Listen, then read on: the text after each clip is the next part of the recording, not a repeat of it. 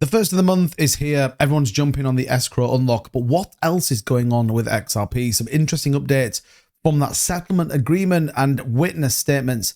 And finally, a big partnership that could absolutely rocket ship propel XRP to some pretty interesting price points. We're going to discuss all of it in this video, so make sure you hit that like and subscribe button. Let's dive straight into it. So what's going on, everybody? Welcome back. Let's take a quick look at the overall cryptocurrency market. Once again, a pretty rough day. I actually did a full video yesterday. If you haven't seen that, highly recommend go and check it out in terms of what's happening in the market right now. But we see Bitcoin just under that 58K mark, 2.15 trillion is the overall market cap, with about a 2.19% decline.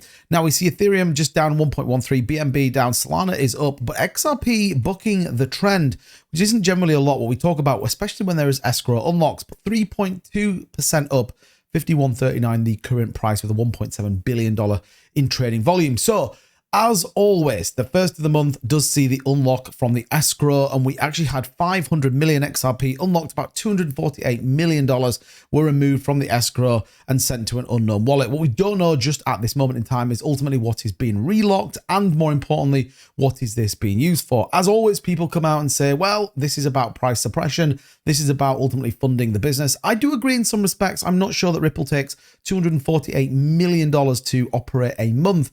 What I do know, though, is we're seeing significant partnerships build out, which I'm sure at some point do cost money, or certainly you invest in these partnerships. And we'll talk a little bit about the latest one in the Japanese region very, very shortly. But ultimately, this is an unlock from the escrow. And again, it normally sees us do a price decline.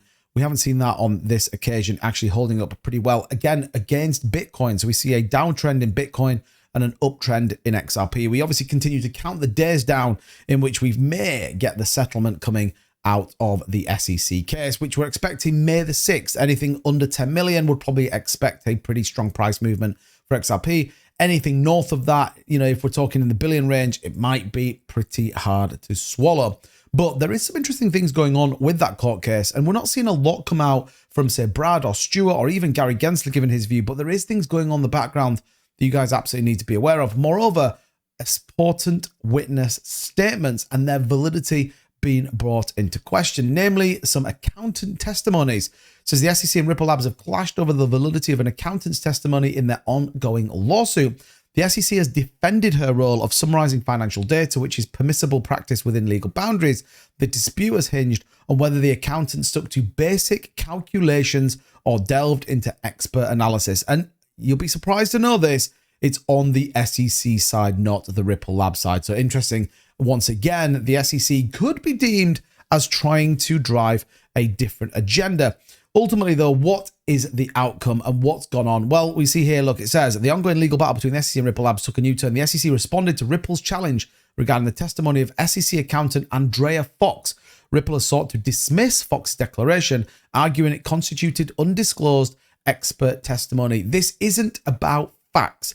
There is no argument around potential missed profits or anything else. It is purely based on A, what she needed to talk about, and B, ultimately what could have been. I think they're very dangerous things to talk about, especially in a court setting.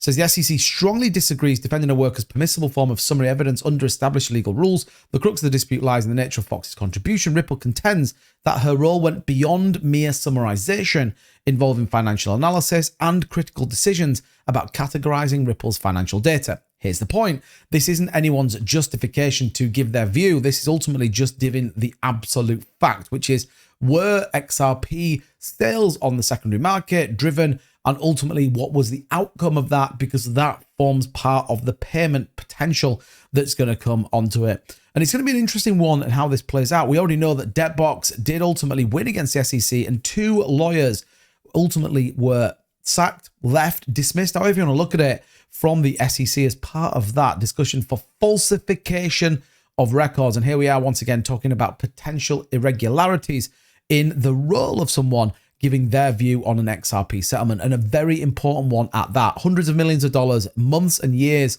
in it for it to be absolutely thrown under the kibosh. So again, we're going to have to wait and see. But the argument here is that the financial data lacked complexity of expert analysis, and that ultimately Her role falls within legal definition. This is the SEC playing on what they have, which is what they think is a monopoly on the legal entities when it comes to cryptocurrency. And I think this one is all going to play out very interesting indeed. However, we talked about partnerships, and at the same time as we've got this potential summary going on, we do have furthermore partnerships coming up. This one with HashKey.dx, a Japanese consulting company of the HashKey Group. They work in the financial services in Japan, and also the giant SBI Holdings partnered with San Francisco payment firm on remittance in Japan in 2016. So a further development of the partnership that's already there. More importantly, though, and we've seen this with Coinbase, Binance, many of the companies looking to the Asian markets for what they can do, and more importantly, how much volume they can bring. Once again, another big partnership, supply-based chain finance solutions.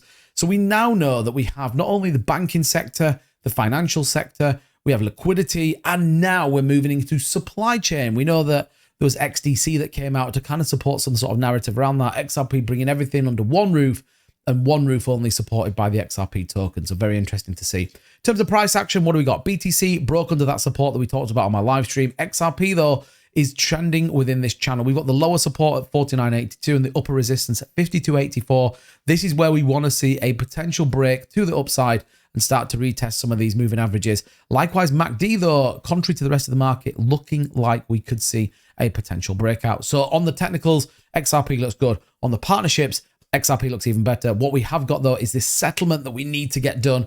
And after that, could be in for a pretty interesting ride. But let me know in the comments down below. As always, are you still bullish on XRP? What do you think of these partnerships? And let me hear your one-word description of Gary Gensler. I'm curious to know what you think. As always, don't forget to hit the like and subscribe button. We bring you the daily updates in the cryptocurrency content. Until the next one, see you very soon. Take care.